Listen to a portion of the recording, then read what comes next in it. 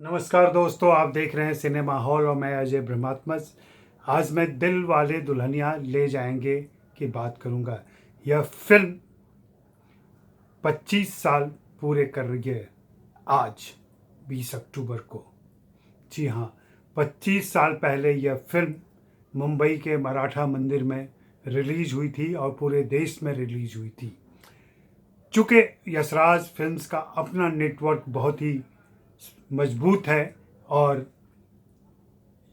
पकड़ है उनकी डिस्ट्रीब्यूशन पर, इसलिए यह फिल्म पूरे देश में एक साथ रिलीज हुई थी और सभी ने इसे देखा था। पूरे देश के युवा ने इसे देखा था और ख़ास करके जो बच्चे बड़े हो रहे थे, स्कूल में थे, कॉलेज में थे, किशोर उम्र में थे, जवान हो रहे थे, उन सभी की यह प्रिय फिल्म हो गई थी।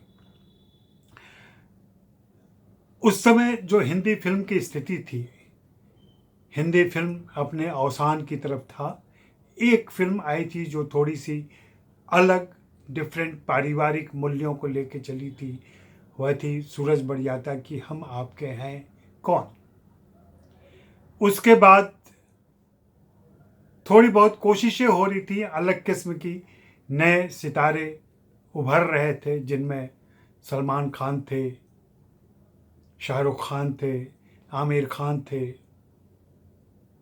लेकिन अभी तक कोई ऐसी आइकॉनिक फिल्म, रोमांटिक फिल्म उभर कर नहीं आई थी। एक कयामत से कयामत तक और मैंने प्यार किया ने ज़रूर दस्तक दे दी थी और राह बना दी थी।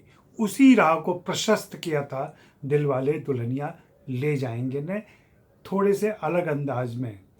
उन दोनों प्रेम कहानियों को याद करें तो वे भारत की प्रेम कहानी थी। दिलवाले दुल्हनिया ले जाएंगे में पहली बार आदित्य चोपड़ा अपने कलाकारों को पहले लंदन में दिखाते हैं, स्विट्ज़रलैंड की यात्रा करवाते हैं, यूरो रेल से ये लोग घूमते हैं हीरो हीरोइन, और फिर बाद में ये भारत लौटते हैं। तो भारत में भी पंजाब के एक गांव में लौटते हैं जहाँ सरसों के खेत हैं और जहाँ पुराने फोक सॉन्ग गाए जाते हैं। वहाँ माहौल है शादी का, उस शादी के माहौल में ये प्रेम कहानी आगे बढ़ती है। इस प्रेम कहानी में देखें तो नवीनता के नाम पर कोई बहुत बड़ी बातें नहीं हुई थी। सब कुछ पुराना ही था, सब कुछ घिसा पीटा था, फार्मूला वही था जो हिंदी फिल्मों का फार्मूला होता है। हाँ, उसमें संवाद नए अंदाज के थे जो 21वीं सदी 5 सालों के बाद दस्तक दे रही थी। उसकी धमक इस फिल्म में दिखाई पड़ती है, संवादों में, अदाकारी में, एटीट्यूड में, हीरो हीरोइन शाहरुख खान, काजोल, इन सभी में। वरना वही बलदेव सिंह का एक रूढ़िवादी परिवार था जो कथित पारिवारिक मूल्यों की रक्षा में लगा हुआ है, और वहाँ हीरो का यह मैसेज कि मैं तुमसे भागकर शादी नहीं करूँगा, कयामत से कयामत तक को रिपीट नहीं करूँगा, तुम्हारे परिवार की रजामंदी से तुम्हें ले जाऊँगा, मैं चाहूँ तो तुम्हें लेके भाग भी सकता हूँ, लेकिन ऐसा नहीं करूँगा मैं। और ये बात बहुत सारे लोगों को अच्छी लगी थी। वजह जो भी रही हो और जो भी क्या रहेगी, सभी को यह वजह मालूम है कि किन मूल्यों को लेकर के यह फिल्म स्थापित करती है और किन मूल्यों की वकालत करती है, और वे मूल्य किस तरीके से जो जनमानस है, देश का जो ऑडियंस है, उसको वो पसंद आई थी। और एक नवीनता तो थी ही इस फिल्म में, खास करके जैसी फिल्में हिंदी में बन रही थी उससे एक अलग अंदाज था इसका। तो यह फिल्म लोगों को बहुत पसंद आई थी और इसीलिए मराठा मंदिर में यह लगभग 23 साल चली थी। 1200 हफ्ते का रिकॉर्ड अब शायद ही कोई फिल्म तोड़ पाए, क्योंकि अभी फिल्में जैसे आती हैं और कुछ ही हफ्तों में थिएटर से उतर जाती हैं, भले ही वे 200-300 करोड़ का बिजनेस कर लें, लेकिन हफ्तों के हिसाब से बहुत ज़्यादा नहीं चल पाती हैं। ऐसे में दिल वाले दुल्हनिया ले जाएंगे का यह रिकॉर्ड निश्चित रूप से हमेशा हमेशा के लिए बना रहेगा। न भूतो न भविष्यति हो चुका है ये। आदित्य चोपड़ा की यह पहली फिल्म है जो यशराज फिल्म से आई थी। यशराज फिल्म्स के लिए जो फिल्में बनती रही हैं उनको ज़्यादातर यश चोपड़ा ही निर्देशित करते रहे हैं। उन्होंने बाहर के कुछ अपने सहयोगियों को भी मौका दिया, लेकिन उनके बेटे पहली बार यह फिल्म लेके आ रहे थे। इस फिल्म के लेखक, निर्देशक और निर्माता तीनों आदित्य चोपड़ा थे और इसमें सहयोग किया था जावेद सिद्दीकी ने। जावेद सिद्दीकी के संवाद इस फिल्म को एक अलग ऊंचाई पर ले जाते हैं और वे कनेक्ट भी करते हैं दर्शकों से। छोटे छोटे संवाद थे और बहुत ही प्यारे। हालांकि उसमें कोई बड़ी बात नहीं थी कि बड़े बड़े शहरों में छोटी छोटी बातें हुआ करती हैं सनोरीटा, इसमें कोई खास बात नहीं है, लेकिन यह संवाद आज भी बोला जाता है। उन्होंने चरित्रों को थोड़ा एक अलग दृष्टिकोण दिया था।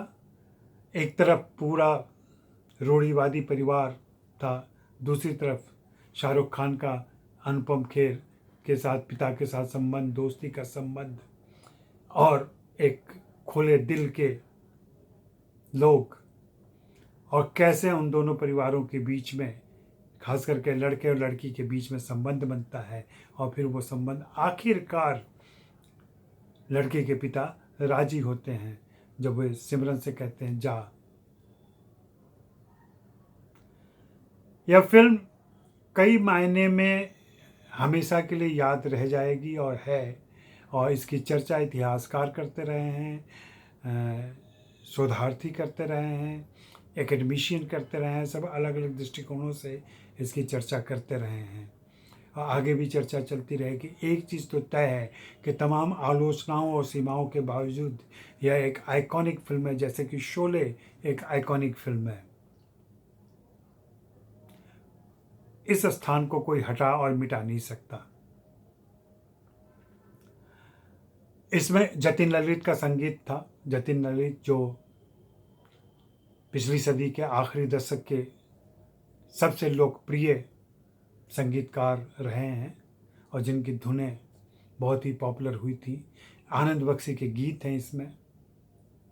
साथ ही शाहरुख खान, काजोल, अमरीश पुरी, फरीदा जलाल, अनुपम खेर जैसे दिग्गज कलाकार हैं और इन सभी की सामूहिक कोशिश से यह फिल्म मील का पत्थर बन चुकी है। तो आज इसको 25 साल पूरे हो रहे हैं। हम सभी इसको याद करें और इसको आप ज़रूर देखें। अगर नई पीढ़ी ने नहीं देखा है तो जहाँ भी मौका मिले आप इस फिल्म को देखें। किसी न किसी प्लेटफॉर्म पर यह मिल ही जाएगी और उस आइकॉनिक समय को याद करें। साथ ही मैं याद दिलाना चाहूँगा कि इस पुस्तक को लेकर मैंने खुद एक पतली पुस्तक संकलित और संपादित की थी जो नॉटनेल से प्रकाशित हुई थी। इसमें 12 युवा लेखकों ने अपना कंट्रीब्यूशन दिया था और उन सभी के लेख और संस्मरण इसमें संकलित थे। मैं उनके नाम बता देता हूँ और नॉटनेल का वो पता भी दे दूँगा जहाँ से ये किताब हासिल कर सकते हैं। इस किताब के बारे में उनका क्या नज़रिया है, उनकी क्या यादें हैं, उनका क्या विश्लेषण है, इनसे आप परिचित हो सकेंगे। यह शोधार्थियों के लिए बहुत ही महत्वपूर्ण पुस्तक है और इसमें जिन लेखकों ने लिखा था उनमें आकांक्षा गर्ग, चंडीदत्त शुक्ल, जगदीश्वर चतुर्वेदी, पूजा उपाध्याय, प्रशांत प्रियदर्शी, मृणाल वल्लरी, रघुवेंद्र सिंह, रश्मि रवीजा, वाणी शर्मा, विनीत कुमार, विनीत उत्पल और सुशांत झा। इन सभी के लेखों में दिल वाले दुल्हनिया ले जाएंगे की चर्चा है किसी न किसी रूप में। तो आज इतना ही, और फिर से मैं याद दिला दूं कि आप सिनेमा हॉल देखते रहें, इसे सब्सक्राइब करें, इसे शेयर करें, इसे लाइक करें, दोस्तों को बताएं और हाँ, घंटी बजाना न भूलें।